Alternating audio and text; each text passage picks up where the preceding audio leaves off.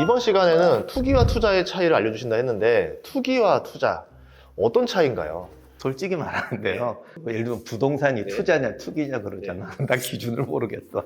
저는 예전에는 오히려 더 확실했거든요. 야, 투기는 도박 같은 거고 투자는 바른 거야라 했는데 어느 순간부터 이게 구분이 점점 더한 거예요. 특히 요즘 더 그런 것 같아요. 예, 그러니까 우리나라에서 사실 투기니 투자니 말을 많이 하고 투자는 합법이고 투기는 죄악이다라고 얘기를 하는데 사실 어디가 투자고 어디가 투기인지에 대한 기준이 없는 것 같아. 실패하면 투기고 성공하면 투자인가? 역사에서도 그런 거 있잖아요. 반란이냐 혁명이냐 이랬을 때 성공하면 혁명이라면서요. 그것도 아니죠. 실패해도 혁명이라고 하는 사람 많아요. 그러니까 뭐 기준이 여러 가지야. 우리가 이제 전략을 가지고 투기냐 투자냐 할 때는 남들이 보는 기준이 아니야. 예를 들면 모험도가 높으냐. 야, 저건 성공 확률이 1%인데 저건 50%인데 이게 아니고 그게 1%든 50%든 성공했던 실패했던 판단의 구성이 합리적인 판단을 가지고 시작했느냐 어떤 맹목적인 걸로 했느냐로 구별을 하는 수밖에 없을 것 같아요. 물론 맹목적으로 했다는 사람도 본인은 합리적인 이유가 있어요. 그러니까 이거는 다른 사람의 평가긴 하지만 그러나 실제로 전쟁터라는 건 굉장히 급박하기 때문에 자기는 합리적인데 남들이 봤을 때는 몰상식한 경우 되게 많고 남들이 볼 때는 몰상식하지만 또 반대로 그게 훨씬 더 합리적인 지성인 경우도 있어요. 이것은 절대로 나중에 갖다 해석하는 게 아니고 이렇게 해서 운명이 바뀌기 때문에 본인이 어떤 마음으로 하느냐로 투기와 투자를 가를 수밖에 없는 것 같아요. 굉장히 중요한 얘기 해주실 것 같네요. 왜냐면 저도 지금 뭐 생각나는 게 몇 개 있었는데 우선 이야기 좀 더 듣도록 하겠습니다. 네. 남북전쟁이 이 투기인지 투자인지 헷갈리는 전투가 되게 많아요. 이게 겉으로 보면 다 애들 줄 세워놓고 돌격시키는 거거든요. 그래서 가다가 한 15분이면 2,000명이 전멸해요. 전멸한다는 게 다 죽은 건 아니지만 자국은 이렇게 그냥 다 쓰러져요. 뭐 죽든 살든. 소모전이네요. 그렇죠. 완전히. 그러면 또 올려보내고 또 올려보내고 이런 전투가 정말 많았는데 지형적으로 봐도 시각적으로 딱 드러나는 게 프레드리스버그 전투라는 게 있습니다. 제가 전에 그 워싱턴에서 지나가다가 우연히 그 앞을 지나가게 돼가지고 시간이 없어서 그 전투 현장은 못 가고 이때 그 강은 봤어요. 강이 폭이 50m? 100m가 안 되는 것 같아요. 50m에서 100m 사이. 북쪽은 평지예요. 그 강을 건너면 바로 경사가 이렇게 시작돼요. 정말 희한한 땅이에요. 이렇게 돼서 이렇게 돼요. 근데 그 강을 건너서 이렇게 올라가니까 이 경사진 땅은 농경지로 쓰려면 쓰지만 미국 사람들이 굳이 그걸 파서 계단식 논을 만들질 않지요. 그러니까 거기를 다 저기 목장 풀 뜯는 거로 썼습니다. 제주도에도 있지만 목장은 왜 그 돌담 이렇게 치잖아요. 울타리 비슷하게 그런 돌담이 돌담 울타리가 있었어요. 그 뒤에 남군이 서 있는 거예요. 여기에 북군이 강을 건너서 올라가는 거예요. 쉽지 않겠는데요. 이게 우리들 생각에는 평지에서 총을 쏘면 이렇게 펑펑펑 내가 이렇게 수평으로만 쏴도 띡띡띡 맞겠지라고 생각하는데 사실은 평지는 자기 앞밖에 안 보이고 위에서 봐야 얘들이 사선으로 보여요. 이게 정말 살상률이 어마어마하게 달라집니다. 그렇죠. 이렇게 쏘면 앞열만 맞을 거 아니야. 이렇게 쏘면 1열, 2열, 3열, 4열 다 맞아요. 그래서 거기가 정말 죽음의 땅이에요. 여기를 올려보냈어요. 북군 애들이. 그러면 북군이 어쨌든 결국은 더 불리한 전투를 한다는 건 얘기잖아요. 올려보내지 말자고 그러는데 그 번사이드라고 당시 북군 사령관이 그냥 가라고 그래요. 자세한 얘기는 뭐 생략하고 그냥 올려보냅니다. 그래서 여기서 이제 끔찍한 일이 벌어지는데 그때 이 아저씨가 웃긴 게 처음에 북군이 먼저 도착했어. 그때는 저쪽에 남군이 없었어요. 그럼 빨리 장악해야죠. 빨리 장악해야지. 왜냐하면 딱 지형을 보면 이게 죽음의 땅이거든. 안 그러면은 이따 엄청난 희생을 거쳐서 잡아야 되는데 빨리 잡는 게 낫다. 빨리 잡아야지. 그러니까 그때도 희생이 컸겠지만 어쨌든 그걸 잡으면 끝나는 건데 이거 우리가 불리한데 지형이 불리한데 올 때까지 기다려. 다음 올 때까지 기다려. 이게 이제 제일 사고가 없는 거야. 그럼 저쪽 애들 안 오냐고. 그래서 이쪽이 다 오니까 저쪽도 다 왔어. 그러니까 이제는 하지 말자고 그랬거든. 어떻게 칼을 뽑았는데 안 해. 여기서부터 이제 살육전이 벌어지는 거지. 올려. 또 가. 그냥 올라가던 애들이 5분, 10분 지나면 다 누워있어. 억울하니까 또 하고 점점 이성을 상실하고 운에 맡기게 되는 거죠. 그게 투기지 뭐. 그래서 이 맹목적인 공격이 무려 16번이나 시도를 합니다. 이날 북군 전사자가 12,653명, 남군 전사자가 600명. 근데 600명도 그 돌담에서 전사한 게 아니고 그 전에 이제 처음 도강할 때 한 번 남군 진지를 강습하거든요.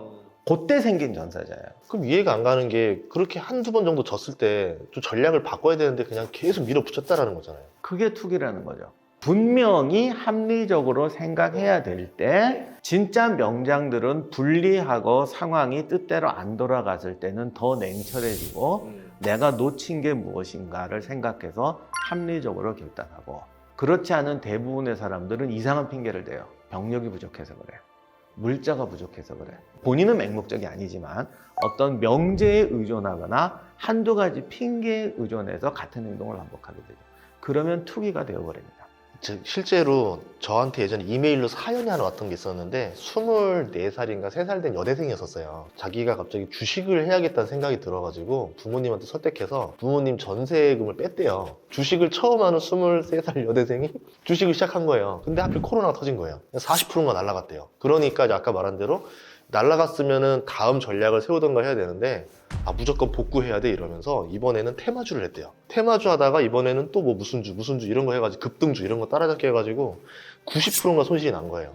이제 그러고 나서 저한테 연락 온 게, 그러면 다시 이거를 10% 남은 거를 어떻게 다시 100%로 불릴 수 있냐, 뭘 사야 되냐라고 연락이 온 거예요. 그래서 하지 말라고 했어요, 그냥. 근데 진짜 그러더라니까요, 사람이. 한번 이게 가버리면은.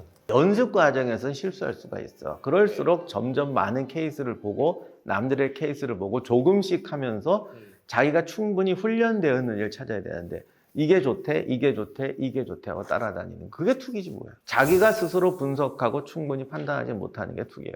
실제로 저 같은 경우도 투자할 때 어떻게 얘기하냐면은 남들이 안 사는 걸 주로 사요. 남들이 그걸 왜 사냐라고 할 때 먼저 사고 나면 나중에 이제 가격이 이제 오르고 나면 이제 수익이 나는 거겠죠. 뭐 틀린다 하더라도. 근데 어떤 사람들 보면은 대중적으로 주식 강의하다가 제일 현타 왔을 때 강의 끝나고 나면 이렇게 물어보러 오시는 분들이 종종 있어요. 근데 이제 오더니 나 이 주식 샀는데 괜찮아 이러면서 할머니가 오셨다 이러는 거예요. 그래서 저 처음 보는 회사인데 뭐 하는 회사예요? 그러니까 나도 몰라 이러면서 이거 괜찮냐고, 사야 돼 팔아야 돼 이러고 있는 거예요. 결국 어떤 정보든지 자기가 판단하고 분석해야 되고 내 판단이 옳은지 그른지를 끊임없이 검증해야 되거든. 천재는 이 과정이 짧고 그리고 하나를 가지고 열을 아는 사람들이야. 그래서 또 가장 재수없는 사람 롬멜 얘기를 해야 되는데 롬멜이 처음에 1차 세계대전에 참전했을 때 그 아르곤 전투라고 있어요. 유명한, 거기도 몇 번 전쟁 나는 데죠. 여기서 이제 그 유명한 참호전이죠.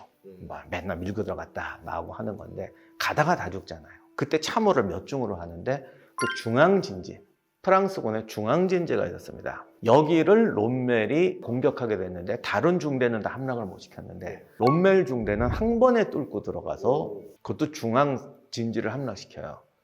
그러면 둘러싸인 거 아니에요, 그러면? 그렇죠. 근데 이거 어떻게 함락시켰냐 그러는데 다들 그냥 걸어갔거든. 근데 롬멜은 끊임없이 관찰을 해서 그 평원에서 철조망 이렇게 똑같은데도 저쪽이 빈틈이라는 걸 찾아서 들어갔어요. 이런 게 능력이에요. 관찰력이 뛰어난 거다. 뛰어난 거죠. 그래서 지난번에 말씀드린 대로 병사들의 심리 이런 거 다 알아야 이게 됩니다. 하여간 글로 뚫고 들어가니까 가볍게 들어가서 함락을 했는데 다른 부대가 아무도 못 온 거야. 그러니까 프랑스군이 역으로 포위를 해버렸죠. 그렇죠. 그러니 롬멜은 빨리 여기 들어와서 확장을 하자고 그랬는데 다 같이 오기로 했는데 이 애들 안 오고 한다는 소리가 지들 딴 데로 간대. 그러니까 완전히 이게 롬멜 부대를 미끼처럼 써버린 결과가 된 거예요. 죽으라는 얘기지. 왜냐면 프랑스 이 전선은요 다 이게 평지라서 후퇴 하나 공격 하나 죽는 확률이 똑같아요. 롬멜은 청운의 꿈이 사라지게 생겼어요. 내가 여기서 어떻게 해야 되느냐, 양면 포위가 됐잖아요. 그랬을 때 롬멜이 낸 생각이 그러면 차라리 저걸 공격하자. 공격하는데 참호가 1선 2선 이렇게 있기 때문에 공격하면 또 똑같은 공격이에요. 그러니까 아무도 공격하려고 생각을 안 해요. 차라리 뒤로 빠지지 왜 공격을 해. 그래서 공격할 거라고 생각을 안 해. 그런데 롬멜이 노렸던 건 뭐냐면 이 2선 참호에 있는 프랑스군 애들이 다 저놈들이 도망갈 테니까 그때 잡자 그러고 방어 대응을 완벽하게 꾸미지 않는 것이죠. 근데 이제 방어 대응 꾸민다는 게 이때 기본이 기관총진지 만들어서 십자화망에 거는 거거든요. 롬멜이 보니까 동쪽에 있는 기관총이 한 300m쯤 떨어져 있는데 얘들이 그냥 하늘에다 쏘고 있는 거예요. 그러니까 딱 눈치를 챈 거지. 쟤들은 별 의욕 없다. 근데 그쪽은 왜 그랬냐면 공격해올 때 쏴도 되니까, 아니면 도망갈 때 쏘면 되니까 그냥 이건 제압 사격, 그냥 사기 진작용으로 띠릭띠릭 쏘고 있는 공포탄이네요, 거죠. 그냥 일종의. 그러니까 이 상태에서 서쪽 진지로 돌격하면은 정조준해서 못 쏠 것이다. 충분히 갈 수 있다라고 생각을 한 겁니다. 그리고 서쪽 진지 애들은 아직 방어 태세를 굳히지 않고 그냥 니들은 포위됐으니까 나중에 공격하면 우리가 이길 수 있다고 주저앉아 있다는 걸 눈치를 챈 거죠. 그리고 모험을 합니다. 그런데 롬멜은 이게 투기가 아니라는 것이 자기는 정확한 계산에서 했다는 거예요. 그쵸. 퇴각하는 것보다 공격하는 게 더 살아남을 확률이 더 높다는 거잖아요. 퇴각하면 50% 손실. 앞으로 돌격하면 동쪽 기관총에는 몇 명, 서쪽 진지도 몇 명, 그리고 이길 수 있다는 판단을 하고 실행을 합니다. 그리고 당연히 생각대로 됐어요. 물론 부상병들은 참호에 놓고 왔대요. 어쩔 수가 없어서. 그래서 돌격해서 서쪽 진지를 함락하고 깨끗하게 함락하고 돌아서 빠져나옵니다. 이거를 우리들이 그냥 멀리서 이 판단 과정은 보지 않고 그냥 이판사판이니까 돌격했구나.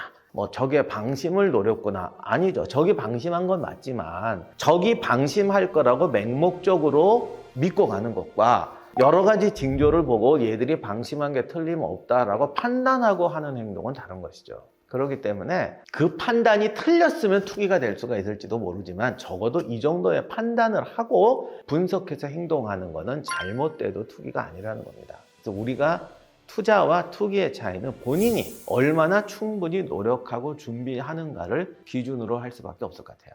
주식을 슈퍼게임이라고 하면 보통 이제 자산이 100억 이상 있으신 분들을 그렇게 부르는데 공통점 중에 하나가 분명 주식 격언에서는 분산 투자해라, 골고루 사라, 계란을 한 바구니에 담지 말아라고 하는데 슈퍼게임이들 이 스토리를 보면은 한 종목 사서 대박난 사람들이 다 대부분인 거예요. 이해가 안 가는 거죠. 이상하다. 이 사람들 어떻게 한 종목을 샀을까? 그 중에서 대표적인 슈퍼게임이가 제가 부산에서 만났던 슈퍼게임이었는데 국민학교도 안 나왔어요. 그냥 장사해가지고 돈 벌어서 하신 분인데 여기서 뭘 쓰냐면 이 주식을 담보로 대출을 받아서 또 주식을 사요. 정말 위험한 방법을 쓰셨네요. 그 주식을 사서 또 대출 받아서 또 사요. 그렇게 한 종목에다가 막 이렇게 했는데 그 종목이 3,000원이 3만 원이 됐어요. 그렇게 해서 또 번 돈으로 또 한 번 또 했는데 이게 두 번이 연속으로 그렇게 되면서 수백억 자산가가 됐는데, 그러니까 우리가 볼 때 이건 거죠. 저거는 완전 무모한 행동이다. 절대로 저렇게 하면 안 된다라고 하는데 그 사람이 했던 이제 그 스토리 이야기를 들어보니까 롬멜이랑 똑같은 거예요. 자기가 그 기업에 한 종목에 이제 우리말을 몰빵하기 위해서 정말 고생 많이 했습니다. 그 회사 찾아가 보고 담당자 만나서 식사도 해보고 그 회사 근처에 식당 다니면서 그 직원들이 어떤 말을 하나 뭐 뒷담화하는 거 없나 이거 다 들어보고 체크하고 앞에 앉아서 다 계산해보고 이런 끝에 자기는 이 기업에 몰빵해도 된다라 생각하고 투자를 했던 거죠. 바로 그거예요. 롬멜도 이렇게 하는 것만 보면 진짜 제갈량 같아요. 이렇게 앉아서 뭐 탁 이래 저래 이렇게. 그래서 병사들이 뭐 신의 아들 뭐 이런 말 했잖아요. 그런데 사실은 롬멜도 모래 씹는 지휘관이에요. 그걸 하기 위해서 자기가 확실한 판단을 내릴 때까지 일주일이고 열흘이고 직접 철조망 앞까지 자기가 다 기어가서 체크합니다. 부하들한테 시키질 않아요. 왜? 자기가 보고 판단해야 되니까. 그리고 자기가 보고 판단하니까 다른 부하들이 판단하는 것보다 더 정확하거든요. 그래서 그렇게 수없이 다니고 철조망 앞을 기어다니고 하면서 사각지대를 찾아내고 병사들의 심리를 보고 그 총 쏘는 것만 봐도 쟤들은 어떻게 하면 어떻게 할 거라는 걸 말을 안 해서 그렇지 얼마나 테스트하고 목숨 걸고 테스트했어요. 안 그래도 모래 씹는 지휘관이라는 말이 뭐냐면 아까 말했던 그분이 맨손으로 시작해가지고 부산에서 가장 큰 횟집을 차렸던 분인 거예요. 그러니까 사업으로 이미 한번 성공해본 분이었는데 생각해보니까 제가 알고 있는 슈퍼개미들이 다 사업으로는 성공을 한번 해봤던 분들인 거예요. 그러니까 본인들이 사업으로 일으켜서 해보니까는 이 기업이고 이런 사업 구조구나. 이거 돈 되겠네 이러면서 투자를 하더라고요. 제가 느꼈던 게 사업으로 성공한 사람 중에서 훌륭한 투자자들은 되게 많이 나왔는데 의외로 투자자 출신 중에서 사업가는 없었어요. 그럴 수도 있겠네요. 전쟁으로 치면 야전사령관들 중에서 이제 지휘관들은 나와도 탁상 중에서 훌륭한 야전사령관은 안 나오는 것 같더라고요. 맞습니다. 우리가 볼 때 신의 지혜처럼 보이지만 그 신의 지혜는 다 모래 씹고 끊임없이 관찰해서 내린 결론이에요. 근데 이거를 많은 분들이 잘못 알고 계세요. 탁상에서 내린다고 탁상 위의 전략은 아닙니다.